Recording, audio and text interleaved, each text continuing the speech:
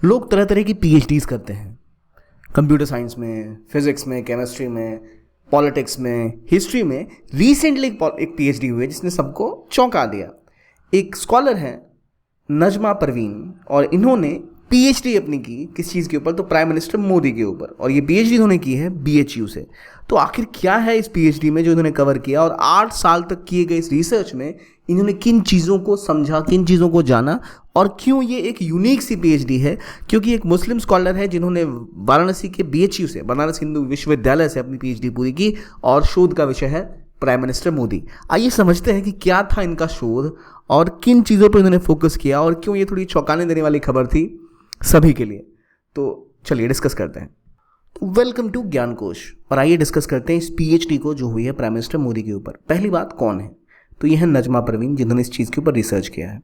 अब एक सवाल ये आता है कि पीएचडी में कोई किसी व्यक्ति के ऊपर रिसर्च कैसे कर सकता है? तो देखिए, जब भी कोई रिसर्च होता है पीएचडी का, तो पीएचडी के रिसर्च का मतलब होता है आपके पास जो नॉलेज है उस नॉलेज में कुछ एडिशन करना। मान लो आपके पास कोई जानकारी है, कोई इन्फॉर्मेशन है किसी भी चीज़ के बारे में, चाहे वो लाइट हो, बिजली हो, इतिहास की कोई घटना हो, अकबर हो या प्राइम मिनिस्टर मोदी हो, उनके बारे में बहुत सारी इन्फॉर्मेशन होती है। आप उस इन्फॉर्मेशन को जानते हो, उस डेटा को कलेक्ट करते हो, और वहाँ से कुछ नया इनपुट लेके आते हो, कुछ नई इंसाइट लेके आते हो, कुछ नया रिसर्च करते हो जो पहले पता नहीं था कि अच्छा ऐसा भी कुछ है। तो ये शोध नजमा परवीन ने प्राइम मिनिस्टर मोदी के ऊपर किया, जहाँ इन्होंने इनके सभी जो पॉलिटिकल लाइफ है इसके ऊपर रिसर्च किया है। इस रिसर्च में उन्होंने फोकस किया है कि कैसे प्राइम मिनिस्टर मोदी के राजनीतिक जीवन ने बदलाव लाया इंडिया के ऊपर। असल में क्योंकि ये खुद एक मुस्लिम स्कॉलर है, इनके ऊपर पहले बहुत दबाव था कि वो पीएचडी ना करें इस टॉपिक के ऊपर, पर उन्होंने इस टॉपिक पर ही पीएचडी की और सक्सेसफुली इसे डिफेंड भी किया। जो पीएचडी आप जब लिखते हैं तो उसको आपको लिखने के बाद डिफेंड करना होता है एक बाहर के एक्सटर्नल। तो इनके जो एक्सटर्नल थे वो आए थे जामिया मिलिया इस्लामिया से, और इन्होंने सक्सेसफुली अपनी पीएचडी को डिफेंड भी कर लिया।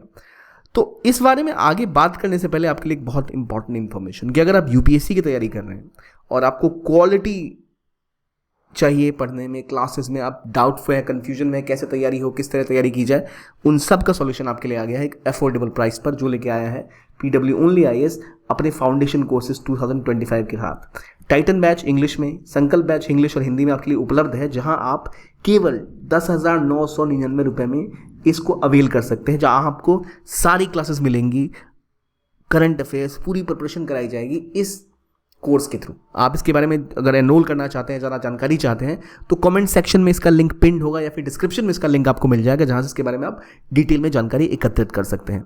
आइए बात करते हैं प्राइम मिनिस्टर मोदी के ऊपर हुई पीएचडी के बारे में। तो जब नजमा परवीन इसके ऊपर काम कर रही थी, उन्होंने कहा कि उनके शोध को उन्होंने इन चीज़ों के ऊपर बेस किया। पहला, कि प्राइम मिनिस्टर मोदी का पॉलिटिकल जीवन, और उनका कहना है कि उनको इस टॉपिक में दिलचस्पी इसलिए आई क्योंकि उन्हें लगा कि कैसे प्रभावित किया प्राइम मिनिस्टर मोदी ने पूरे देश को और क्या उनका प्रभाव रहा। दूसरा, उन्होंने इसके ऊपर नेपोटिज्म के ऊपर भी काम किया है कि नेपोटिज्म और पीएम मोदी का स्टेप क्या है, इसका क्या प्रभाव पड़ा।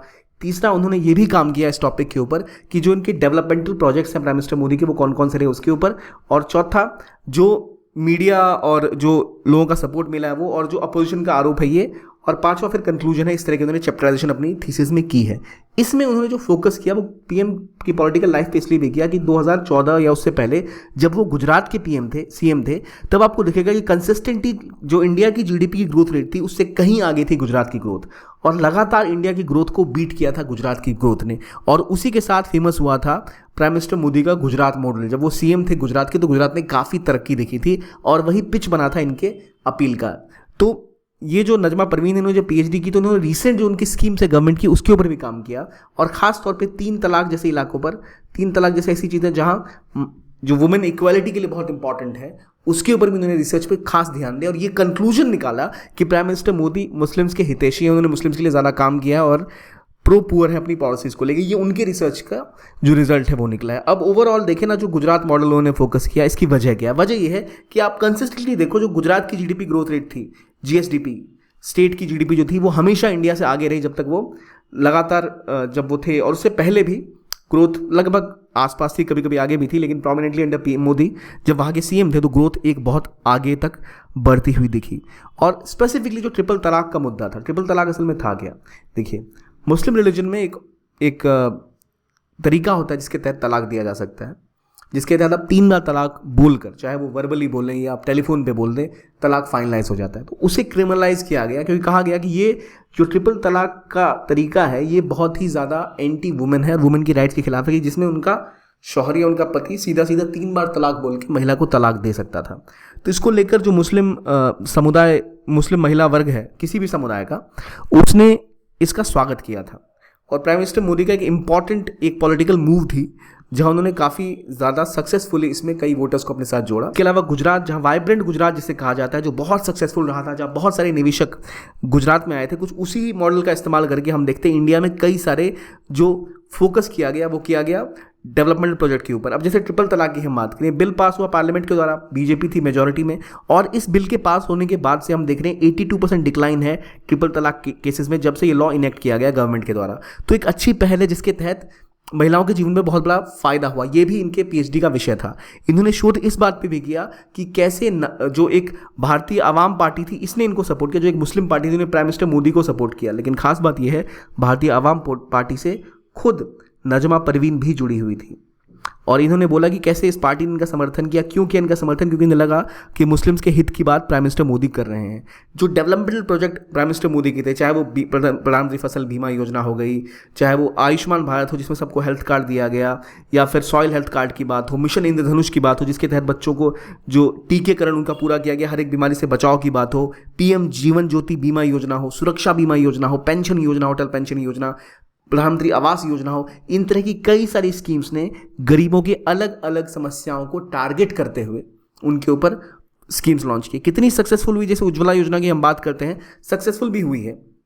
सक्सेस को हम कह सकते हैं कि कंप्लीटली नहीं है, लेकिन इनके शोध का ये प्राइमरी विषय था। अब देखिए, जो इन्होंने 3 चीज़ों पर और फोकस किया था, अपनी प्राइम मिनिस्टर ने अपनी इंडिपेंडेंस डे की स्पीच के ऊपर भी, करप्शन, नेपोटिज्म और अपीसमेंट, इसके बारे में भी नजमा ने जो है रिसर्च किया। उन्होंने कहा कि कैसे इनके आने के बाद, प्राइम मिनिस्टर मोदी के आने के बाद, नेपोटिज्म में कमी आई है और मेरिटोक्रेसी में बढ़ोतरी हुई है।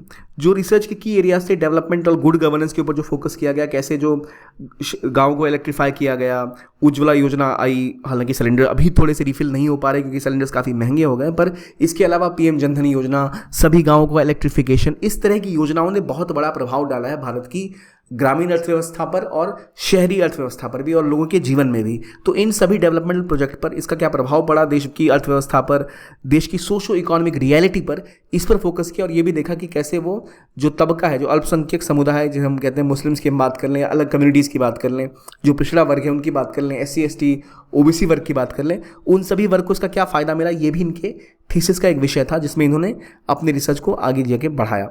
अब देखिए, जो नॉर्मली है अभी तक क्या क्या हुआ है, इसमें कई सारी रिजल्ट्स हमें देखने को मिलते हैं। जैसे सुकन्या समृद्धि योजना में 1.5 करोड़ अकाउंट खोले गए।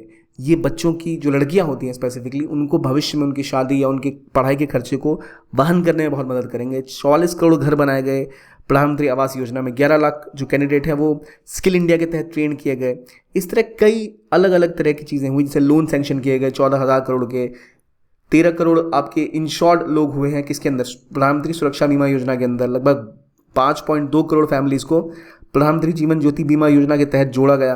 13,000 से भी ज़्यादा स्टार्टअप शुरू किए गए हैं स्टार्टअप इंडिया मिशन के तहत। और उजाला योजना के तहत 31 करोड़ LED बल्ब का डिस्ट्रीब्यूशन किया गया, जिससे भारत में बहुत ज़्यादा जो CO2 है और जो इलेक्ट्रिसिटी का वेस्टेज है वो कम हुआ। तो ऐसी कई सारी स्कीम जिसका इम्पैक्ट पूरे इंडिया पे पड़ा। ये था नजमा के PhD का विषय, और इन्होंने अपने PhD से ये नतीजा निकाला कि प्राइम मिनिस्टर मोदी इस देश के लिए बेहतर काम कर रहे हैं और मुस्लिम्स के लिए भी उनका आना अच्छा रहा। हालांकि PhD एक ऐसी चीज़ होती है जिसमें शायद कोई और इसी डेटा पे कुछ और रिजल्ट निकाल सकता है, पर इनकी PhD का रिजल्ट था।